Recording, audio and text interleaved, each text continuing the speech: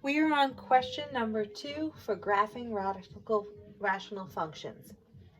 So you're given this function, but when you look at it, you should realize that you can actually factor the top and factor the bottom.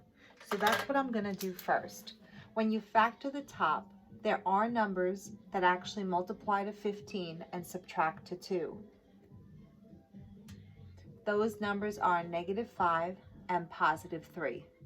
But in the denominator, you have to first take out the GCF of x, leaving you with an x squared minus 25, in which that can be further factored. So if I keep factoring until I can't factor anymore, I will get x minus 5 times x plus 3 all over x times x minus 5 times x plus 5. Now, unlike the last problem that we had done, you will notice that the x minus 5 factors cancel out. And you're left with x plus 3 in the numerator divided by x times x plus 5 in the denominator.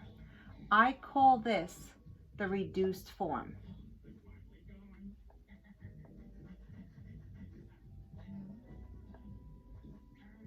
The last example we did not have a reduced form because none of the factors on the top canceled out with the factors on the bottom. But if it does have a reduced form, then there's definitely a hole in the graph. So this graph has a hole. So I'm going to write down f of x has a hole in the graph.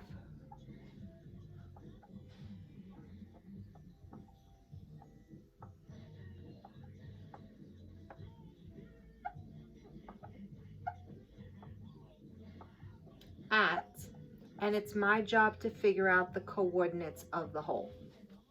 Now, to figure out the x coordinate of the hole, you have to go to the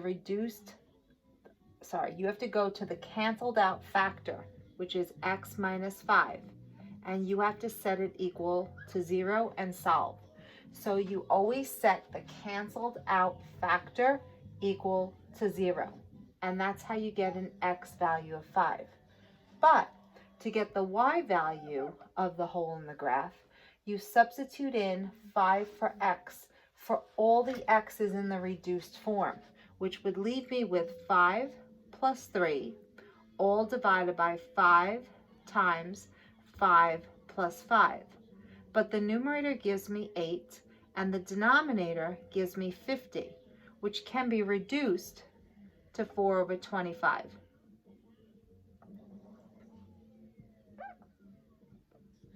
And we have just calculated the hole in the graph. That's where there is a hole. The next thing that you're asked to find are the x-intercepts.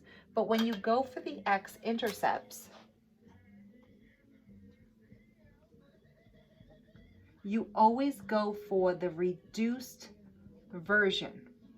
So if there is a reduced version, that's the one that you use. And you actually set it equal to 0. So at this point, if I set this function equal to 0 over 1, and I cross multiply 1 times x plus 3 is x plus 3, and x times x plus 5 times 0 is 0. You just have to move the 3 to the other side and get x equals -3. But all intercepts are written as points. So the x value is -3 and the y value is 0. And that is the only x-intercept that I have. As soon as you're done with that, the question says, what are the y-intercepts? And there's only one y-intercept. There could never be more than one. Otherwise, it would not be a function. So to find the y-intercept, all you have to do is evaluate. I'm going to say the reduced version at 0. So I'm using the reduced version. If I plug in a 0 in the top, I'm going to come up with a +3 for the answer. But when you plug in 0 for the bottom, 0 times 5 gives me 0. And anytime I have a number divided by 0, it is undefined. And that just means that I don't have any y-intercepts. So that takes care of the y-intercepts. Now the next thing that's being asked of you is to figure out what are the vertical asymptotes. So when you go to vertical asymptotes, all you have to do is set the reduced version's denominator equal to 0 and solve. But remember, this is degree 2, so the way you solve it is by factoring, and it's already factored, and you set each factor equal to 0. So there are two answers to this. One vertical asymptote is x equals 0, and the other vertical asymptote is x equals -5. And remember, asymptotes are lines, so when you write them down, you keep the equal sign in the problem. Okay, the next thing that I asked for was horizontal asymptotes. Let me see if I have a different color marker somewhere. Hopefully this one writes well. So if I go for horizontal asymptotes, you basically look at the original problem. Normally we use the reduced version, but this one's the original. The degree of the numerator is actually less than the degree of the denominator, and that's what I want you to write down. The degree of the numerator, which is really 2, is less than the degree of the denominator. Okay, my pink marker is running out. Maybe my other pink one does write better. When that is the case, there's absolutely no work. Your answer would always be y equals 0. So anytime the degree of the numerator is less than the degree of the denominator, the horizontal asymptote is y equals 0. Now the next part of this asks, do you cross over the horizontal asymptote? Well, so I'm just going to say intersect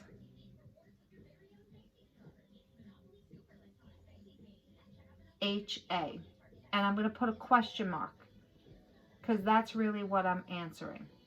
So when you want to figure this out, what you need to actually do is write down the reduced version or the original. I'm going to go for the reduced version because it looks simpler.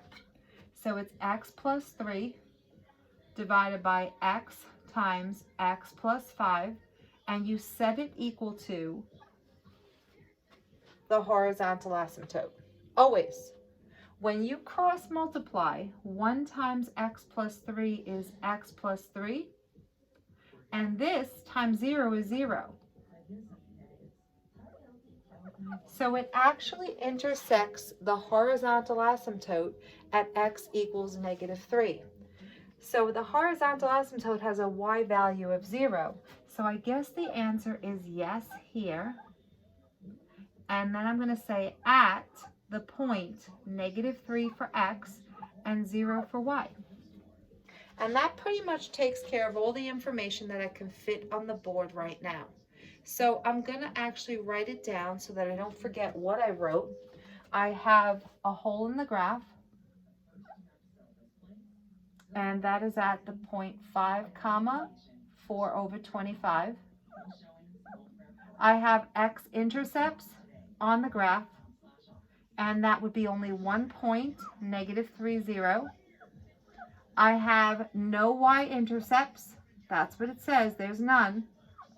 But I have 2 vertical asymptotes, one at 0 and one at -5. So I have x equals 0 and x equals -5. And finally, I have a horizontal asymptote at y equals 0. And yes, it does touch the y horizontal asymptote at -3, intersects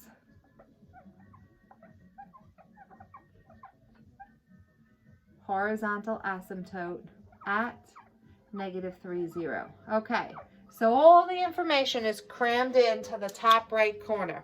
So I can basically erase all this stuff that I don't need. I'll leave the red with the black, but everything else will disappear. Now, I didn't mention it the last time, but I am going to mention it now. If a function has a horizontal asymptote, then it does not have a slant asymptote. So there is nothing to look for when it says find the slant asymptote, because it already had a horizontal asymptote. When you look at the next one, it says, what type of symmetry does the function have? So when you're actually going to do symmetry, there's only two types of symmetry that we look for. We look for even symmetry and we look for odd symmetry. If it doesn't have either one of them, then we stop there. How do you even go about this? Well, you substitute in a negative x for all the x's that show up in the original problem, not the reduced version. It's always the original one. So it's negative x squared minus 2 times negative x minus 15 all over negative x cubed minus 25 times negative x. When you simplify this the best you could on the right-hand side, you get f of negative x is equal to, squaring a negative gives you a negative times a negative is a positive, and it ends with a negative 15. In the bottom, when you cube a negative, it ends up being negative, and a negative times a negative is a positive. Something you need to know about being a math person. No one in math likes to start off a polynomial with a negative side, meaning that denominator one starts with a negative. So what we do is we factor out a negative 1 in the denominator. So I leave the top as is because it starts with a positive x squared, but I factor out a negative 1 on the bottom, and make sure you're switching the sign so it's accurate. And then what we do is we take that negative and we move it to the front of the fraction. So f of negative x is equal to negative in front of the fraction. And we have our x squared plus 2x minus 15 on top, and we have our x cubed minus 25 on the bottom. And at that point, you compare this part to the original problem in the box. And the question is, do they match? And if they do not match, and they don't match because this is a positive where it should be a negative. So they do, oh, I forgot the x.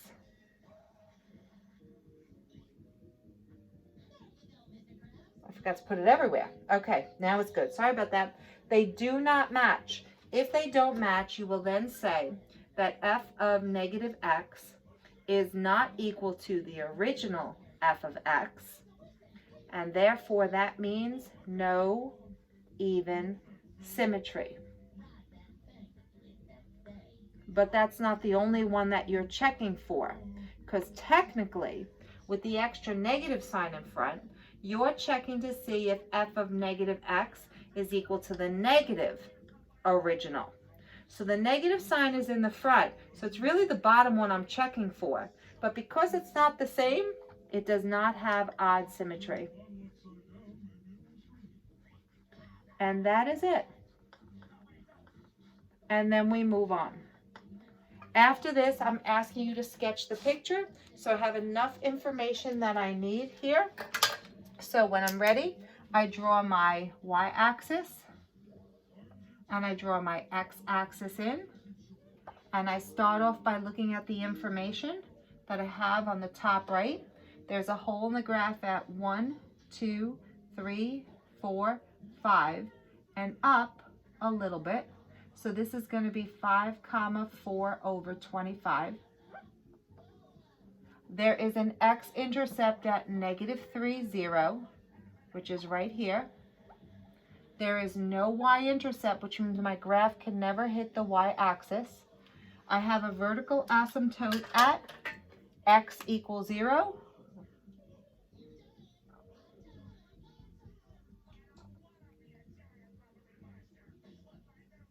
But also at x equals -5.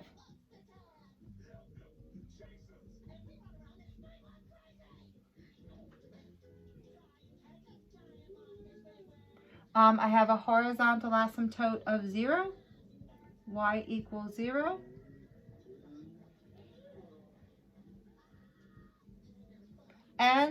it intersects at -3, 0. So that's where it's going to hit, obviously, the horizontal asymptote. And there's no symmetry. So now what do? I look along the x-axis, scanning my eyes for vertical asymptotes and zeros. I have a vertical asymptote at -5, at 0, and I have a 0 at -3. So the intervals I need are -infinity to -5. I also need a space from -5 to -3. I need a space from -3 to infinity. So only the vertical asymptotes and the zeros. Oh, did I forget? I'm sorry. I accidentally forgot that I went over the y-axis with a vertical asymptote. So it is -infinity to -5, -5 to -3, -3 to 0, and then finally 0 and beyond. So they're broken up by the vertical asymptotes and by the zeros. Now, you can pick any number you want. I'm going to pick -10, but I'm going to go to the easiest one, not this one. I'm going to this one. Doesn't matter which one you use. -10 on top gives me a negative number. A -10 times a -5 when you fill it in is positive. And a negative times a positive is a negative, which means I am below the x-axis in this section. That takes care of that. Now, where am I between the vertical asymptote and the 0? Well, I'm going to pick -4. Filling in -4 on the top gives me a negative. Filling in -4 on the bottom, it's a -4 times 1, which is still a negative. But a negative divided by a negative is a positive. So I have to kind of gravitate like this. All right, next one. I'm going to pick a number between -3 and 0. So I think I'm going to pick -1. When you use -1, the numerator comes out to be positive.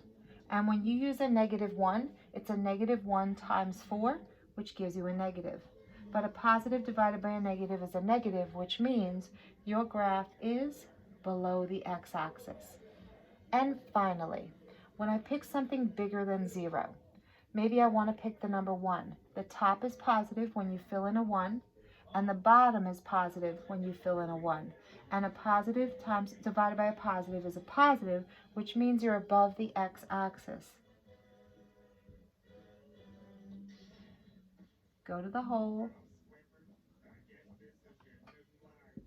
This probably goes down a little bit. I didn't do a very good job. That looks a little bit better because it levels out. All right, and that's what your picture looks like.